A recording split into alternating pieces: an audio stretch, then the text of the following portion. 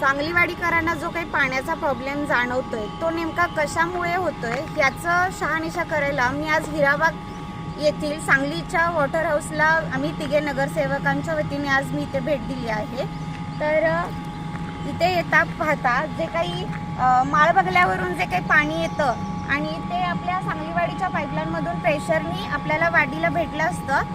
तर आपल्याला पाणी पुरवठा व्यवस्थित झाला असता। तो जो आहे तो हा जो कॉक आहे की नाही त्याच्या इथे साईडला जे हे पाण्याचा जो काही प्रॉब्लेम आहे, इथे जो काही खड्डे आहे त्यामुळे ह्या कर्मचाऱ्यांना इथल्या आपल्या जे काही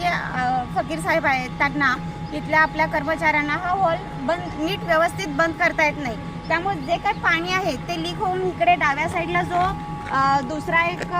हॉल आहे तो त्यांनी त्याच्यासाठी ॲडजस्ट केला आहे, पण तो आता बंद असल्यामुळे तो खराब झाला आहे आणि तो आता रिपेरीला दिला आहे त्यांनी। त्याचं काम आता त्यांचं चालू आहे, पण तो जो लीक होता त्यामुळे आता हे सगळं जे पाण्याचं प्रेशर होतं ते इथे खाली जे संप आहे याच्यामध्ये ते पाणी साठत होतं आणि त्यामुळे आपल्या वाडीला जी पाईपलाईन आहे त्याला प्रेशरने आपल्या टाक्यांना पाणी पुरवठा होत नव्हता। पण आता मी त्यासाठी आपल्या कार्यकारी अधिकाऱ्यांना भेटले आणि त्यांनी त्या आपल्या साहेबांना फकीर साहेबांना ते मार्गदर्शन केलं की कसं काय करायचं आहे आणि त्यांनी इथे ही तात्पुरती पाईप टाकून त्यांची तात्पुरती व्यवस्था केली आणि हे त्यांनी ॲडजस्ट करून हा कॉक आता व्यवस्थित टाईट करून बंद करून तो आपले जो टाकीला व्यवस्थित सांगलीवाडीच्या